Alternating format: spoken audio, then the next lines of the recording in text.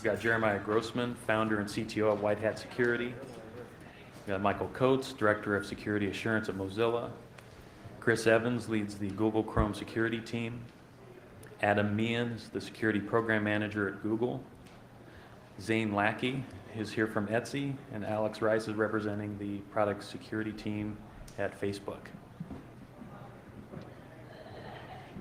Hi everybody, welcome to the Bug Bounty Program. I'm really excited about this panel actually because it represents paying for bugs, paying for vulnerabilities that we know all of our websites have. And it's actually one of the more controversial niche subjects out there, and I think it's something more and more companies can and probably should do as we move forward, as we learn more and more about our software, as we learn more and more about our SDLs and how they can be imperfect. So there's a very few, precious few forward-looking companies out there, and these guys represent most of them out there, that are willing to stick their necks out there and pay for vulnerabilities, to voluntarily invite outsiders that they don't know to look in their publicly facing websites for vulnerabilities and all that risk, and then pay them for finding those particular issues. Go try to ask that of your average large bank somewhere, like sometime about that. So this subject is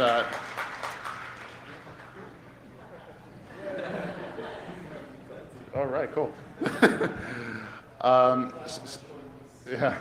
So we got some, the guys that actually have started and run these programs. So you are going to be encouraged to ask questions as we go. These guys, if you're looking to learn about bug bounty programs, looking to start them, these are the guys to ask. There's no one better in the entire world. To kick things off, so I got a couple of questions to start off with, and then by all means you can ask, and when you don't, I'll keep asking until these guys get sick of me or whatever. But in the meantime, we're going to have a couple of slides run through real quick just to get some data on the screen and start the discussion that way.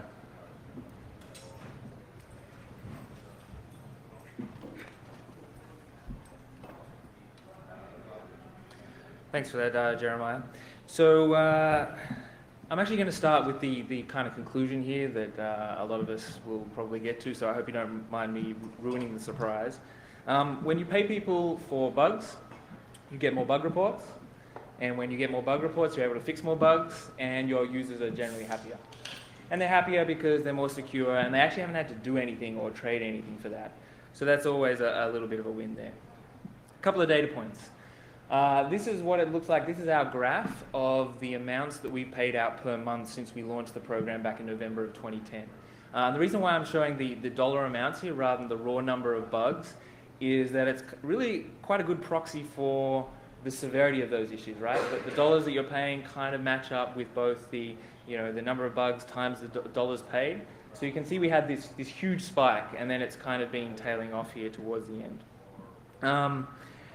I think this means a couple of things. One, that we're actually fixing bugs more quickly than we're introducing bugs. That's a good thing. Or at least the new bugs that are being introduced are less severe than the bugs that we're fixing. Or perhaps that the new bugs that are being introduced are just harder to find and they take more time, so people are less likely to invest in actually getting them. So one thing you will see though is we had this big spike. And it's not that we actually launched a new product that was chock full of holes and we paid out on a lot of bugs. We actually just recalibrated the amounts we were paying. As an example, for Gmail, we tripled the amount that we were paying out, and at our top tier, we actually multiplied it by a factor of 6. So we just started paying out more. That's why you see that spike towards the end there. I just want to quickly show this is our reward structure, what we pay. I know not everyone else on the panel has a page like this. I just want to call out a few details here. We have a ton of different web origins, many different applications, and given that most of our bugs are XSS, paying different amounts depending on the value of that origin makes sense. Accounts.google.com is our most important. This is our login page where people, their password gets auto-filled if they use a password manager. Highly sensitive services, this is the usual stuff you might expect. Gmail, Wallet, Google Play, things like that. Normal Google applications, this is everything else, YouTube, Blogger, and so forth. And then the non-integrated acquisitions. These tend to have fewer users, less valuable data, and we really want people to focus more at the top end up there. So I'm sure it surprises no one to see that the majority of bugs that we get are cross-site scripting bugs. In terms of the everything else, cross-site request forgery is probably the most. Then we have a bunch of things like mixed scripting issues. Occasionally we'll get clickjacking for some important pages. And then just kind of this big miscellaneous long tail of issues. But XSS is number one. So where are the reports coming from? So this is a heat map based on the amounts paid out, the total amounts paid out in the country where we actually send the money. Germany is number one. US is right up there. We see a really strong following in Israel, Japan, Russia as well. So it's interesting, given the purchasing power of US $500 or $1,000, it's actually countries that are relatively wealthy. So the bar is partly about having the skill, not just the time to go and find these bugs. I haven't really checked this in a while, but I think this generally holds true. We get about 80% of our really good bugs from a small number of people, about 20%. And in fact, if you take that low, we probably get like 60% of our bugs from 10%. So there really is a long tail of people that report bugs, maybe one or two, but at the top end, our most valuable vulnerability reporters report an absolute ton of awesome stuff. So one quick cheesy bit of stock photography before I finish up, and we're very happy with our reward program. We get more bug reports, good for our users, et cetera, et cetera. But it's important to note that these programs don't replace the security reviews that we do, the internal audits, all of the templating and auto-escaping frameworks that we utilize to try and minimize these bugs. It's really something you do when you get everything else right and you build on top of those things. It's a great cherry on top, but it does not make a full security assurance program in and of itself. So yeah, just a brief intro to kick things off. I'll just minimize this.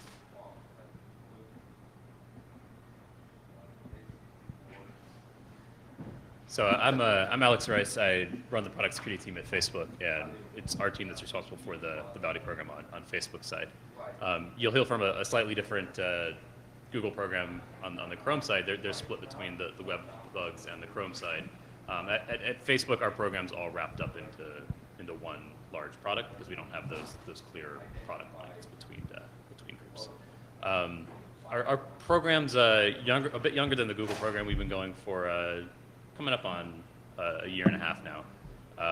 Just last month, we passed $500,000 in payouts going out, which is a pretty cool number when you really stop to think about where that money's going.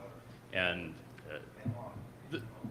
we like to really focus on the bounty program, like making your product more secure, and we're fixing bugs and users are happy. But the bounty program for us really started as recognition to researchers. It was an extension of the responsible disclosure policy that we already had on our site, where people are coming and submitting bugs to us naturally.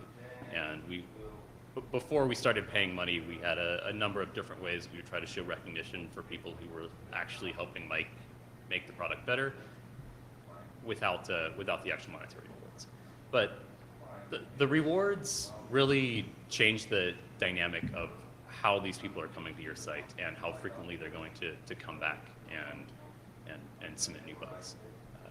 That 500,000, 500,000 is split between about 200 people across 30 different countries, which is not a large number of people. Like it's a pretty small set of researchers who are coming to help make your product better, and those 200 people are not doing it entirely because of the money. Like most of them are there because there's something that they care about, either in your product or some technical aspect of your product that is interesting and challenging or educational.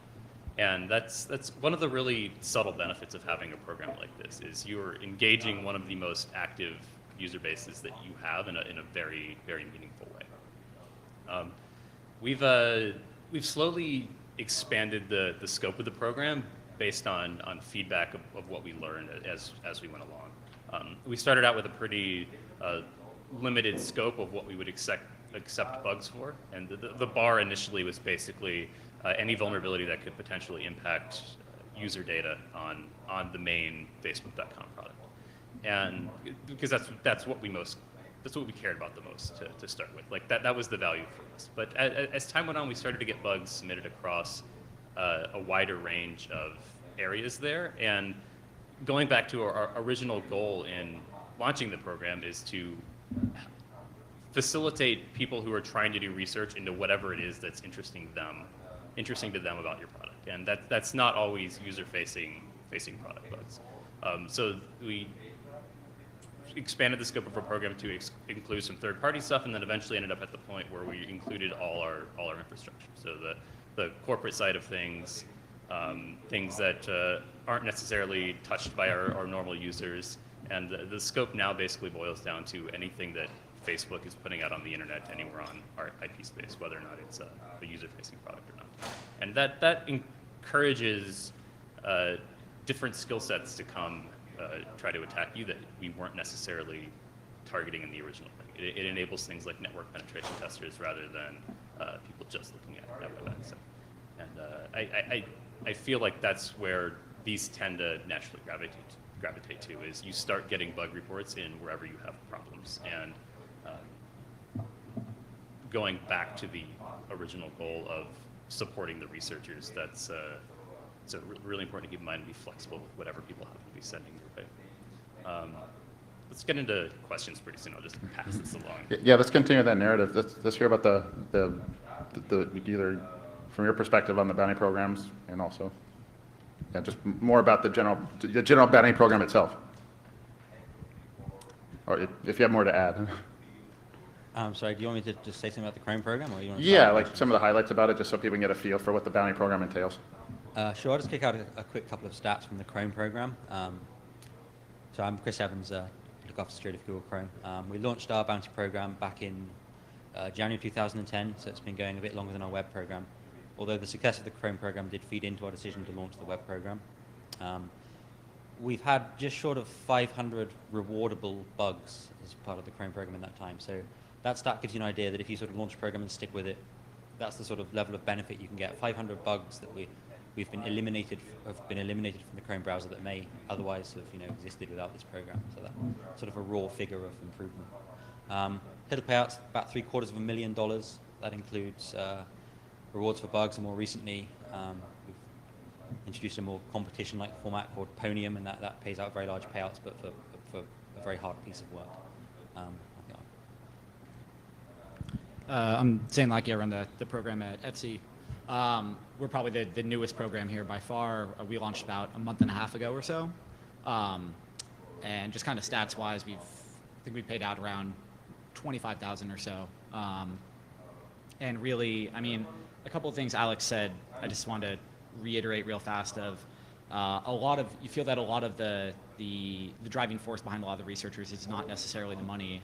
In fact, just to kind of underscore that, a couple of the best bugs that we got were when we just had the responsible disclosure page and we hadn't launched the bug bounty yet, which really feeds back into what I feel that we're all trying to do with our bug bounty programs, or one of the things we're trying to do, which is just reward researchers who are doing good work.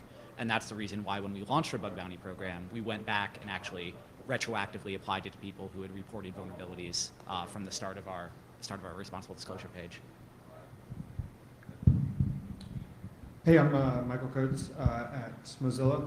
We're pretty proud to have started our bounty program for Firefox 8 years ago, in 2004. So I consider us one of the first people venturing into that space, aside from a few other really tiny, maybe newspapers that did it first. The history is kind of interesting.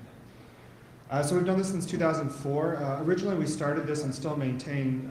The goal is to encourage security research in the space. If we think the security industry is understaffed now, think about that in 2004. And so it's definitely serving that purpose.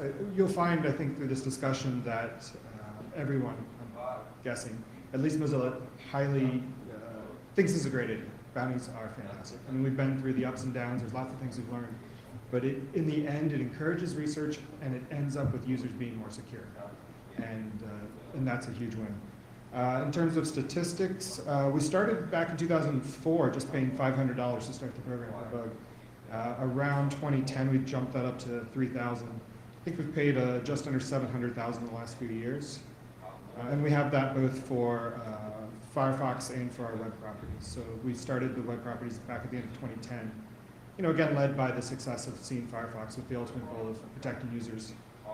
And I think similar to some of the stats we saw on the screen earlier, pretty good distribution around the world. Europe is definitely rocking pretty well, with about 50% of our submissions. and some smatterings throughout the rest of the world. So I'll leave it at that for now. We'll dive in. So you guys strike me as the initial champions of the bug bounty programs, and at some point you decide it's a good idea, and you have to bring it up to the business on let's implement this. And this, bug bounty program is an idea that's been floated out there a lot, and there's always these horror stories that we can't do that because it'll bring down the site. We can't do that because it'll encourage bad behavior and something to do with black market economics and vulnerability research. So my question is really, what resistance did you encounter when you decided this is a good idea and it's something we should be doing? So when we we had the success of the Chrome program to build on, so people had some level of comfort, but taking it to live web applications that have live user data was something that we had to sell to people. Fundamentally, though, one thing we got a sense of is that as an organization, you have to appreciate getting bugs. When a bug report comes in, do you say, cool, this is an opportunity to fix something, or do you say, let's call the PR people and see how we can kind of try and downplay this? And so culturally, as a whole organization, we were appreciative of those bug reports. There was a little bit of that element of unknown. That was a big part of it, is like, how many bugs are we going to get? Are we going to DOS ourselves? Are we going to be able to respond to them effectively?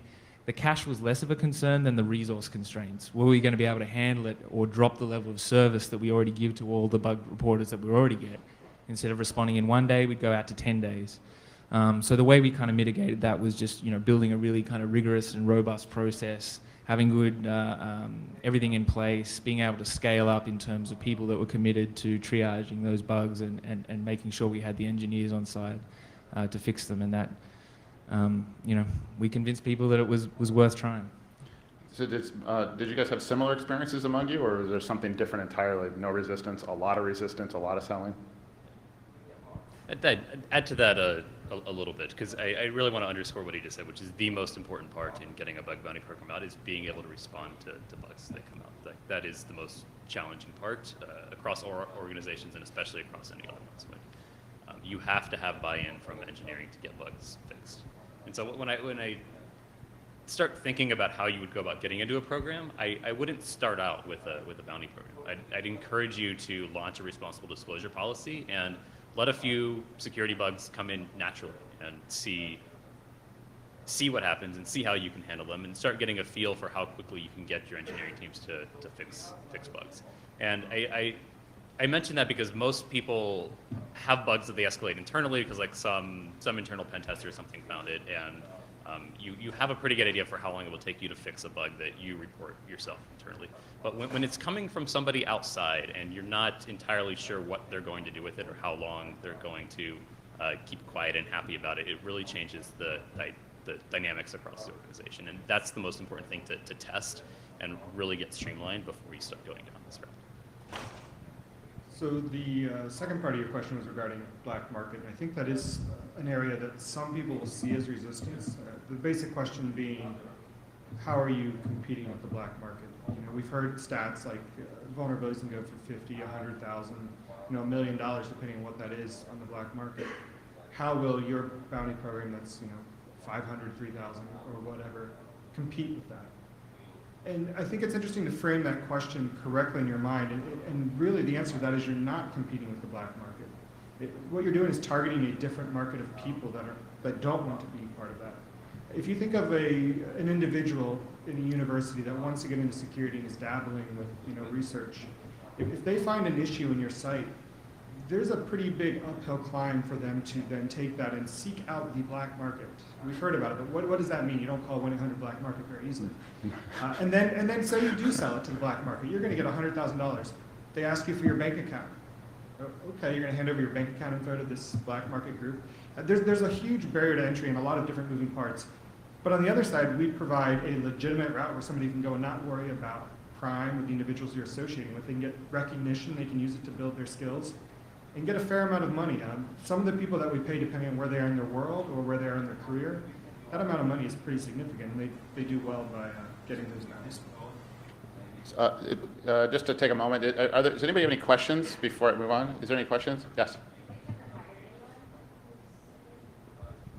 Yep, definitely. Yes. With that question, I just to reiterate, has he hired researchers Yes.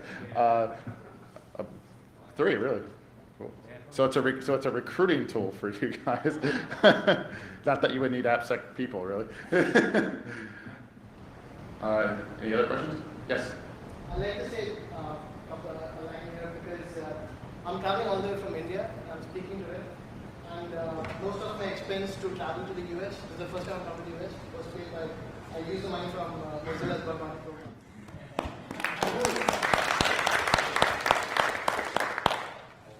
Yes. So we have the same statistics that you guys show where we see a lot of stuff from Eastern Europe. What's the emerging country for new vulnerabilities?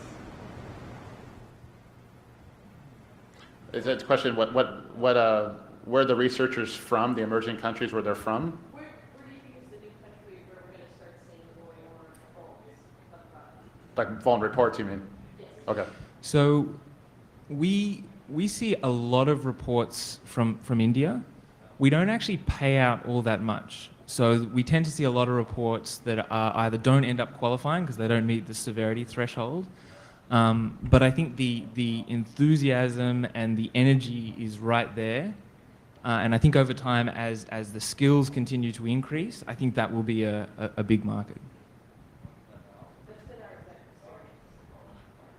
So you've mentioned that you've had researchers from really all over the world. How are you handling the logistics of paying these guys? It can't be trivial.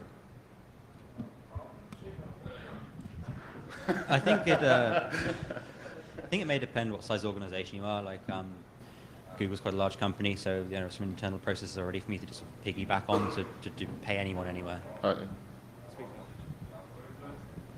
you have to speak like right into the thing.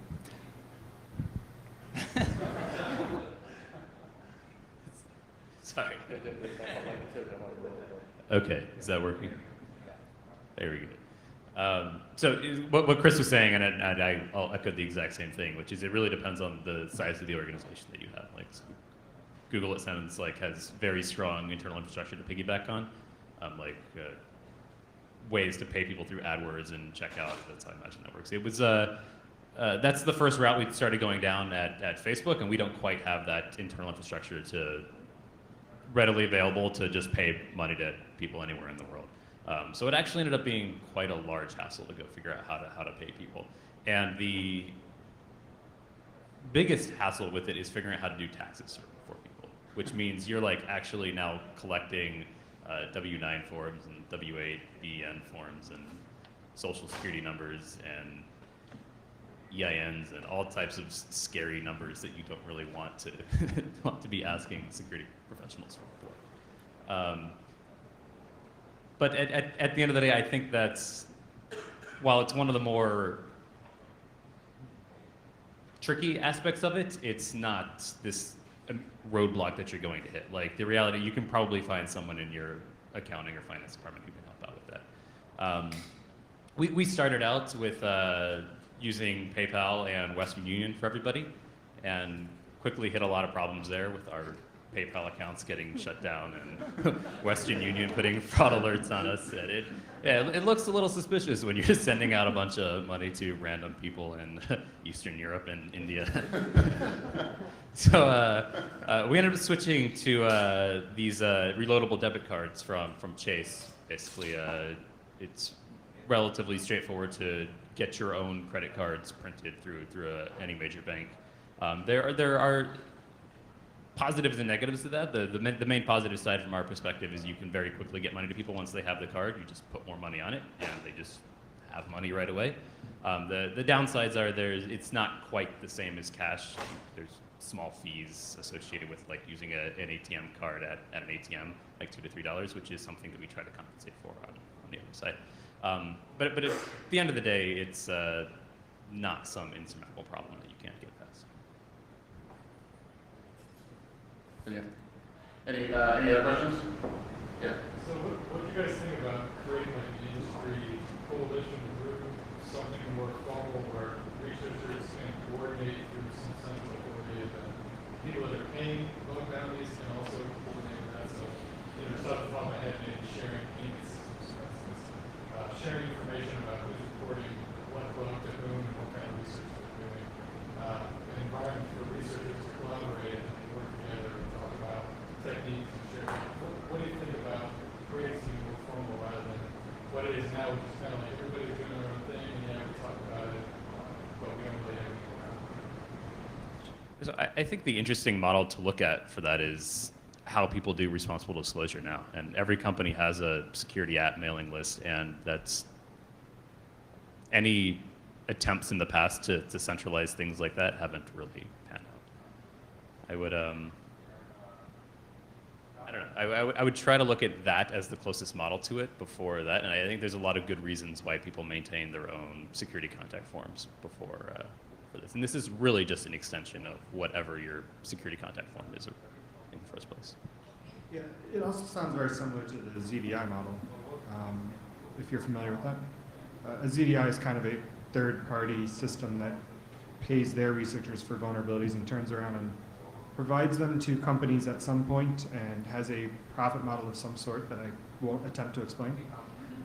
The concerns with adding another step in the process is, in the overall goal of protecting users, it can slow things down. While ZDI may give us vulnerability information, we would love to get it directly from the researcher purely because we can get it faster and fix our users faster, because that's our goal. And then setting up a middleman would also be a little tricky just from a trust perspective. I mean, it's the most sensitive data you have, so extending that trust zone to another group would be challenging. But I do like your idea of building a community to just, again, encourage research, which we're totally for. It's worth noting that some of the guys that that report bugs to both Google programs have formed little communities of their own by sort of finding each other on Twitter and sharing like fuzz targets in the case of a browser or XSS techniques in the case of a website. And it's quite fun seeing them sort of find each other and collaborate. And certainly if people were looking to start up a program and wanted some, at least advice or discussion about process and procedures, I think, a lot of us all actually talk before launching our programs, even though some of us, are technically rivals, I guess, in some respects. We technically, security teams, I think, often can rise above that and still share information to make it work better for everyone. There's the, I guess the opposing question that comes up a lot.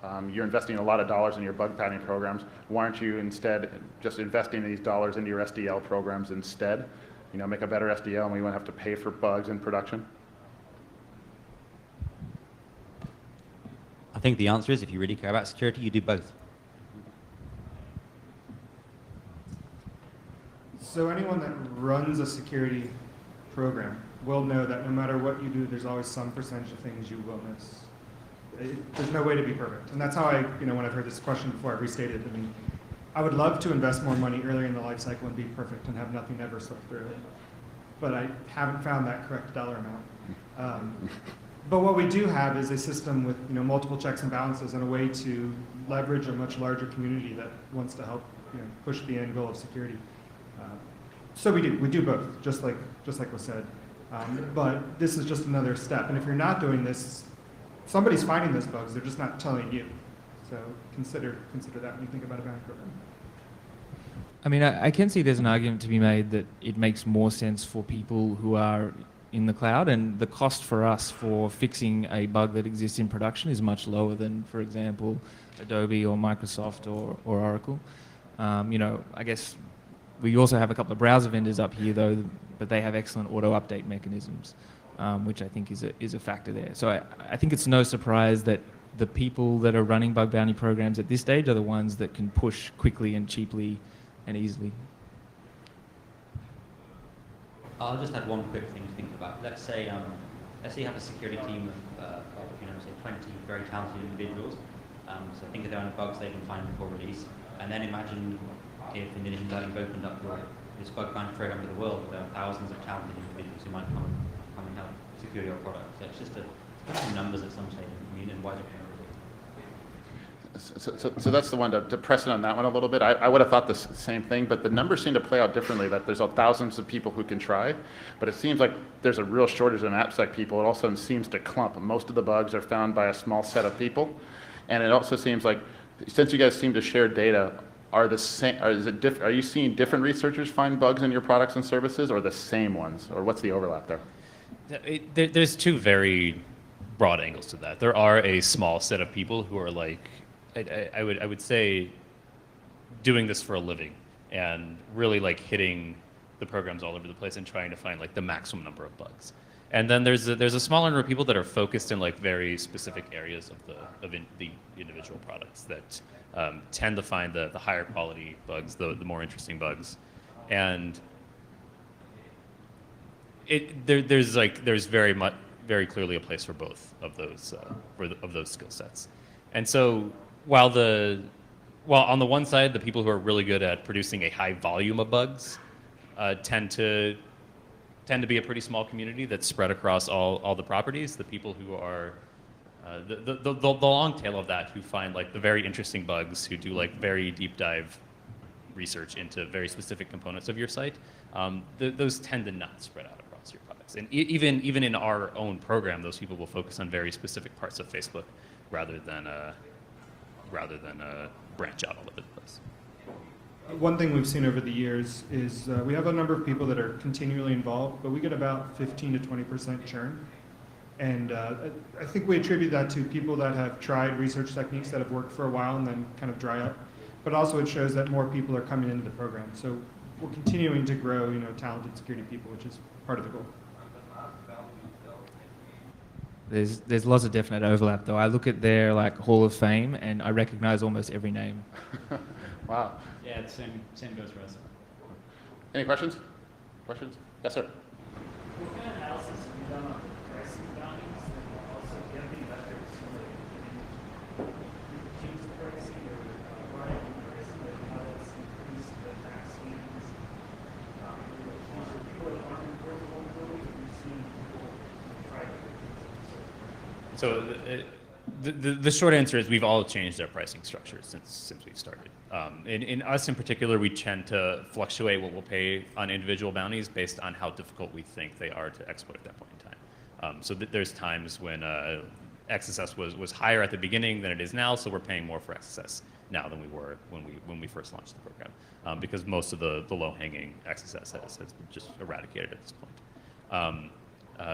We've always had a very strong CSRF framework in place. So from the beginning, CSRF pays, like on paper, it looks like it pays better than the other ones, but that's just because they're much more difficult to find in Facebook. And that's just an individual analysis you need to do on your own product, which is really goes back to the reward and recognition part, which is how much effort did this person put into finding this vulnerability. And that's going to be different across every single product line that you have.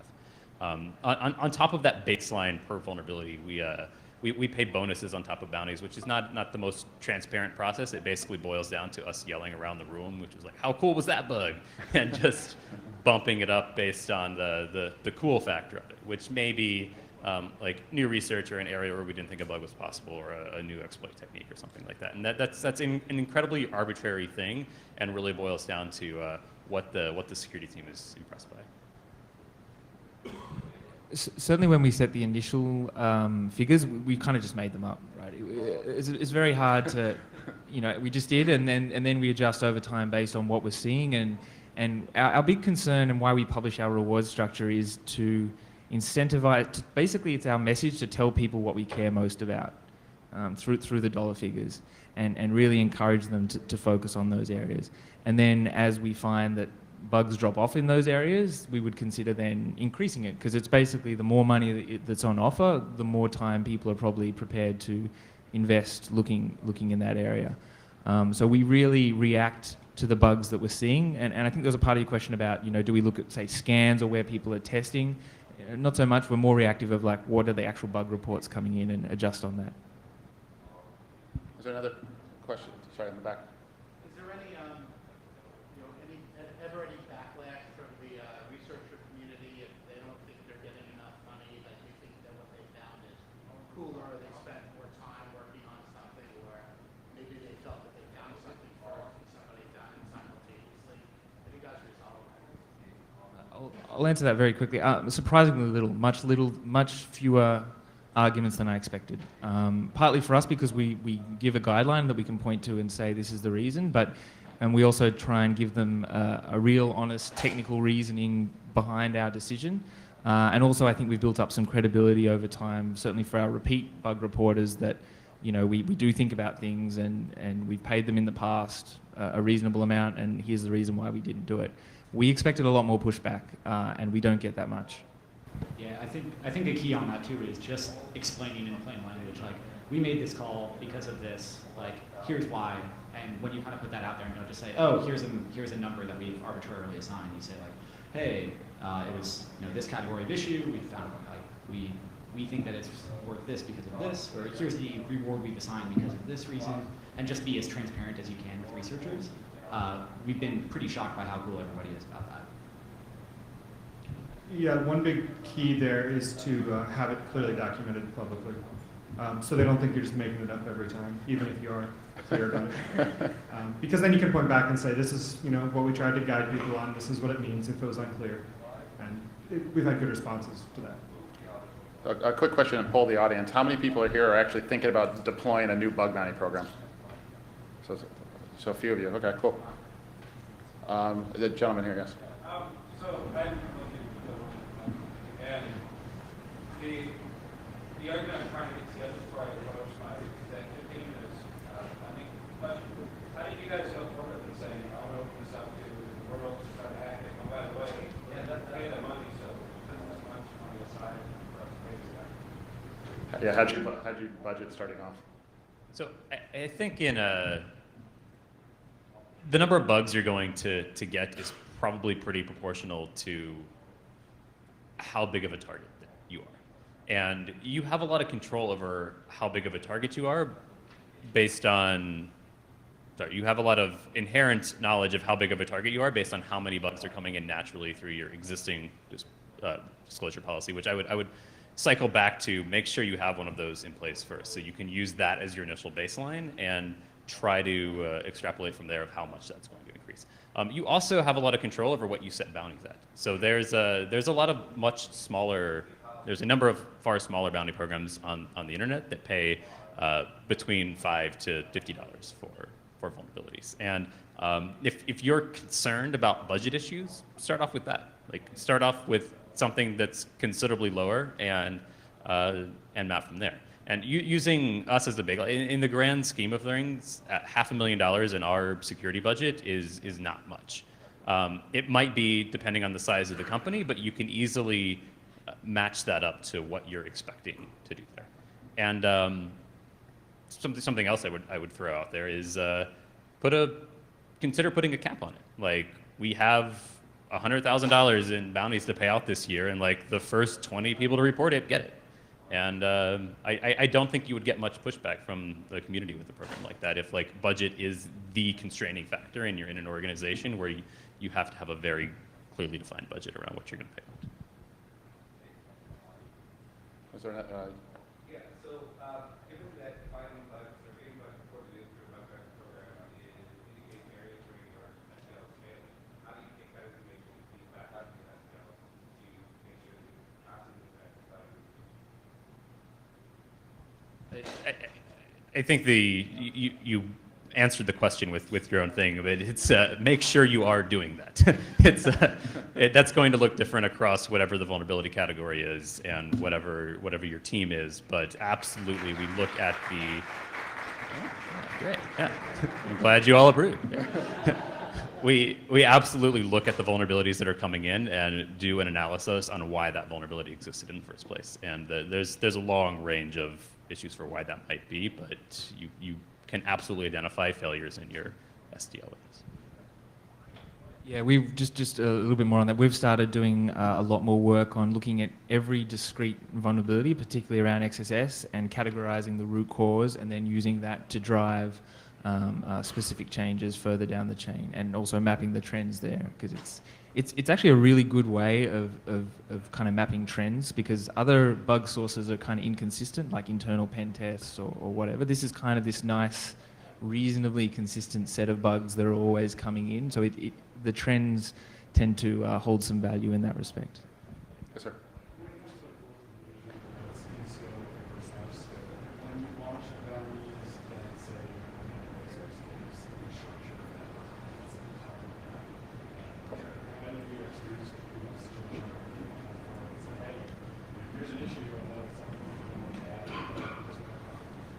So just to restate the question, the question is around scope. You define scope in one area, but the bug bounty guy finds one out of scope and then reports it. Now what? So there's right.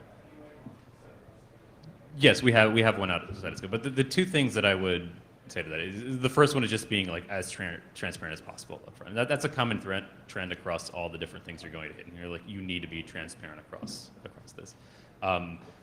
We did break our policy a number of times before we launched the infrastructure side of things, just because we did get cool bugs that were outside of scope, and we wanted to recognize the researcher, and that's the goal of the program. And so, like, you can absolutely bend scope on there. The main reason people are going to look at doing scope is this philosophy that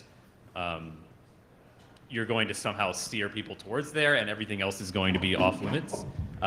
That's absolutely the wrong mindset to go down. Like, just because you set the scope for the bounty program, you are going to have researchers hitting other areas, and have that expectation. And they're probably going to be doing it anyway, even if you don't launch a bounty program. So, I'm just going to add something, sort of to reinforce Alex's comments, which is I noted a culture of sort of tending towards looking for an excuse to pay the researcher as opposed to looking for a reason or an excuse to not pay the researcher. And we also have that culture. And that will really help your relationships with the community. And one other quick note on scope. Scope is a good way to limit, say, if you've got budget concerns, you can start by launching small. So when we launched the web program, initially we scoped just a few of our websites that we were more concerned with, and we opened that over time. So that's one way you can mitigate budget concerns, perhaps. James. Yeah, I'd like to go back to the gentleman from Facebook. Just a question you had mentioned previously or had addressed. You had talked about how, with every bug that's coming in, you've got a team looking at that. Can you talk about initially who that team was? Obviously, I would assume that's different than the developer set that might have created that bug or might have had that slip. So you can talk about that challenge or kind of how you address that? So I think Facebook's probably a very unique environment in that aspect, in that the product security team is all security engineers who are committing code on a regular basis and is very tied in with the engineering team. I don't expect that to be the norm across all products. It's the case with Chrome, but probably not everyone else. And does anyone else want to? Sure. Yeah. So the members that look at it for our bounty consist of people from the security assurance team. So we're not necessarily committing code to Firefox or to our websites very often. Instead, we're analyzing the risk, looking through the proof of concept. In situations where it's unclear if what they're saying is true and proof of concept isn't right, then you work with developers. But by having the same group of people kind of review those in different bounty triage meetings, it provides consistency. It works pretty well. So just a quick final question, just a few comments. Who are bug bounty programs good for, and what guidance would you give to somebody? I guess Alex did a little bit first, but who are bug bounty programs for, and who are they definitely not for? Just echo my answer from earlier. Put a responsible disclosure policy out there. Let a few bugs come in. If you're pretty confident that you can resolve those in a reasonable amount of time, you should probably launch a bug bounty program. If you're not yet in that place, you should probably be in that place anyway, but I would make your first goal being quick remediation of bugs and some way for researchers to interact. Is that a consistent answer? Yeah, it's for organizations that prefer to know about bugs rather than not. So for the detractors, you pretty much assign them to where they are. So I want to thank everybody for coming. Thank our panelists here for expressing themselves. And thank you very much for the questions. Appreciate it.